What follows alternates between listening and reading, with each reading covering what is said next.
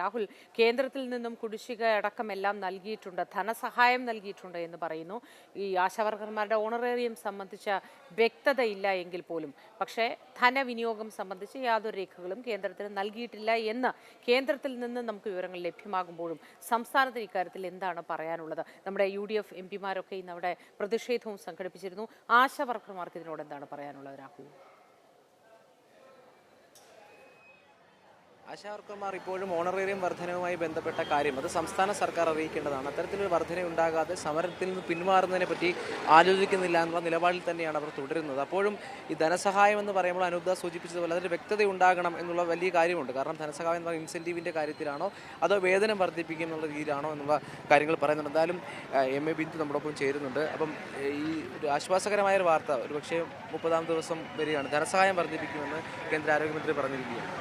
അത് തീർച്ചയായും ഞങ്ങൾ സന്തോഷത്തോടെ സ്വീകരിക്കുന്നു. പക്ഷേ ഇവിടെ സൂചിപ്പിച്ചതുപോലെ അതിനകത്ത് വ്യക്തത വരുത്തേണ്ടിയിരിക്കുന്നു. കാരണം കേന്ദ്ര ഗവൺമെൻറ് ആശമാർക്ക് നൽകുന്നത് ഇൻസെൻറ്റീവുകളാണ്. ആ ഇൻസെൻറ്റീവ് 17 വർഷമായിട്ട് വർദ്ധിപ്പിച്ചിട്ടില്ല. അത് തുടക്കകാലത്തുള്ള ഇൻസെൻറ്റീവുകളാണ് ഇപ്പോഴും നിലനിൽക്കുന്നത്. അപ്പോൾ അതുകൊണ്ട് അത് ജീവിത ചെലവുകൾ വർദ്ധിക്കുന്നതിനനുസരിച്ച് കാലോചിതമായി വർദ്ധിപ്പിക്കുക എന്നുള്ളത് നമ്മുടെ ഒരു ഡിമാൻഡാണ്. എന്തായാലും നമ്മുടെ ഈ സമരത്തിലൂടെ ആ വിഷയം കേന്ദ്രത്തിൽ എത്തിക്കാൻ നമുക്ക് കഴിഞ്ഞു. കേരളത്തിൽ നിന്നുള്ള എല്ലാ MP മാരും അത് കേന്ദ്ര ഗവൺമെൻറ്റിൻ്റെ മുന്നിൽ എത്തിച്ചു. ഇന്നലെ രാജ്യസഭയിൽ മുൻ വനിതാ കമ്മീഷൻ്റെ ദേശീയ വനിതാ കമ്മീഷൻ്റെ അധ്യക്ഷ രേഖാ ശർമ്മ അത് ഇന്നലെ തന്നെ രാജ്യസഭയിൽ അവതരിപ്പിച്ചിരുന്നു. അപ്പോൾ എന്തായാലും ഇപ്പോൾ ഇങ്ങനെ ഒരു വാർത്ത വന്നതിൽ ഞങ്ങൾക്ക് വളരെയധികം സന്തോഷമുണ്ട്.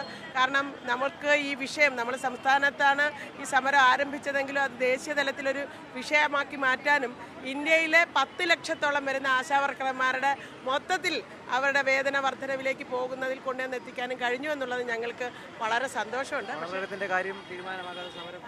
നമ്മൾ ഇത്രയും നാൾ വരെ സംസ്ഥാന സർക്കാർ പറഞ്ഞുകൊണ്ടിരിക്കുന്നത് ഓണറേറിയം നൽകുന്നത് സ്റ്റേറ്റ് ഗവൺമെൻറ്റാണ്. അതുകൊണ്ടാണ് നമ്മൾ സംസ്ഥാന സർക്കാർ ഓണറേറിയം വർദ്ധിപ്പിച്ച് തരണം എന്നാവശ്യപ്പെട്ടുകൊണ്ട് സെക്രട്ടേറിയറ്റിന് മുന്നിൽ സമരം ആരംഭിച്ചത്.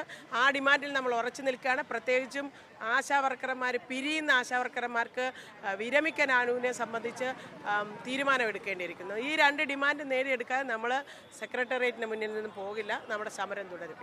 എല്ലാവിധ പണവും നൽകി ശക്തമായ സമരവുമായി അവർ മുന്നോട്ട് പോവുകയാണ്. കേന്ദ്രത്തിൽ നിന്നും സംസ്ഥാനത്തിൽ നിന്നുമുള്ള വിവിധ പ്രതികരണങ്ങളാണ് നമുക്ക് ലഭ്യമായത്. സംസ്ഥാനത്ത് യാതൊരു പ്രതികരണവും ഇതുവരെ ഉണ്ടായിട്ടില്ല എന്നാണ് ആശാവർക്കർമാർ ഇപ്പോഴും സമരത്തിലിരിക്കുന്നവർ പറയുന്നത്.